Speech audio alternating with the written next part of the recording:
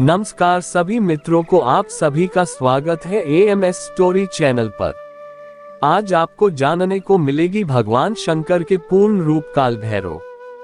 पौराणिक कथा। ये कथा शिव पुराण से ली गई है। इस कहानी का AMS स्टोरी चैनल कोई भी सही प्रमाण नहीं देता है। आइए सुनते हैं अपनी अनसुनी रहस्य भरी कथा। एक बार सुमेरु पर्वत पर बैठे हुए ब्रह्मा जी के पास जाकर देवताओं ने उनसे अविनाशी तत्व बताने का अनुरोध किया। शिव जी की माया से मोहित ब्रह्मा जी उस तत्व को न जानते हुए भी इस प्रकार कहने लगे, मैं ही इस संसार को उत्पन्न करने वाला स्वयंभू अजन्मा एकमात्र ईश्वर अनादि भक्ति ब्रह्म घोर निरंजन आत्मा हूँ। मैं ही प्रवृत्ति और निवृत्ति का मूलाधार सर्वलीन पूर्ण ब्रह्म हूँ। ब्रह्मा जी ऐसा कि पर मुनि मंडली में विद्यमान विष्णु जी ने उन्हें समझाते हुए कहा कि मेरी आज्ञा से तो तुम सृष्टि के रचयिता बने हो, मेरा अनादर करके तुम अपने प्रभुत्व की बात कैसे कर रहे हो।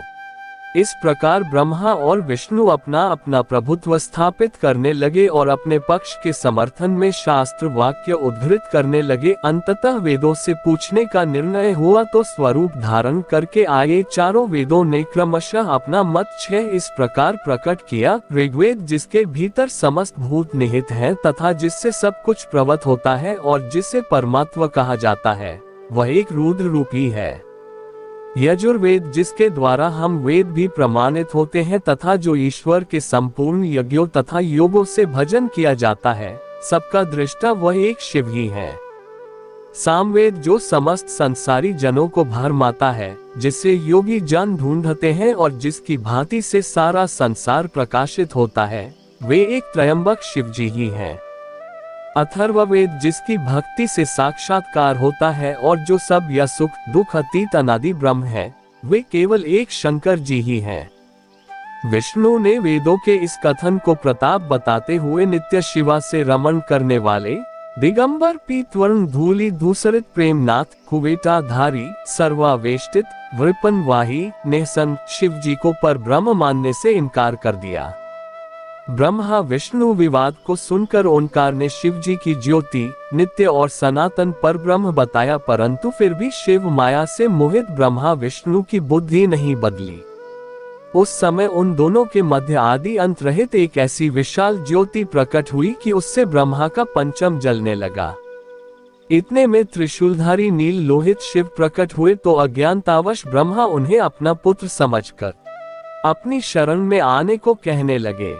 ब्रह्मा की संपूर्ण बातें सुनकर शिवजी अत्यंत क्रुद्ध हुए और उन्होंने तत्काल भैरव को प्रकट कर उससे ब्रह्मा पर शासन करने का आदेश दिया। आज्ञा का पालन करते हुए भैरव ने अपनी बाईं उंगली के नखाग्र से ब्रह्मा जी का पंचम सिर काट डाला। भयभीत ब्रह्मा शतरुद्री का पाठ करते हुए शिवजी के शरण हुए।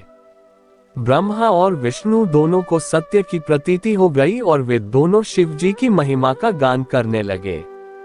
ये देखकर शिवजी शांत हुए और उन दोनों को अभयदान दिया।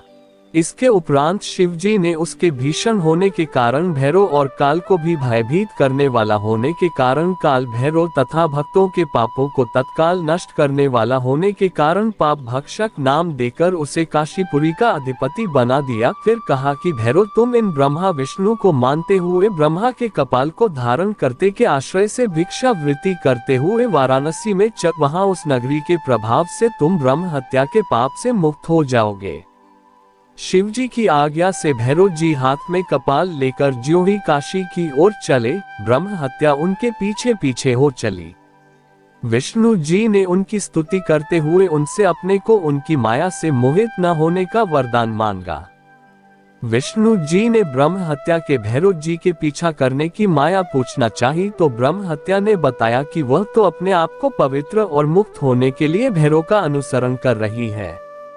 भैरव जी जो ही काशी पहुंचे त्यों ही उनके हाथ से चिमटा और कपाल छूटकर पृथ्वी पर गिर गया और तब से उस स्थान का नाम कपाल मोचन तीर्थ पड़ गया। इस तीर्थ में जाकर सविधि पिंडदान और देव पितृ तर्पण कर मनुष्य ब्रह्म हत्या के पाप से निवृत्त हो जाता है। धन्यवाद सभी मित्रों को। मैं आशा करता हूँ कि आपने ये हमारे महादेव शिव भगवान की कथा ध्यानपूर्वक सुनी होगी। ऐसे ही और भी रोचक कहानी एवं कथा सुनने के लिए हमारे चैनल को सब्सक्राइब जरूर करें। धन्यवाद।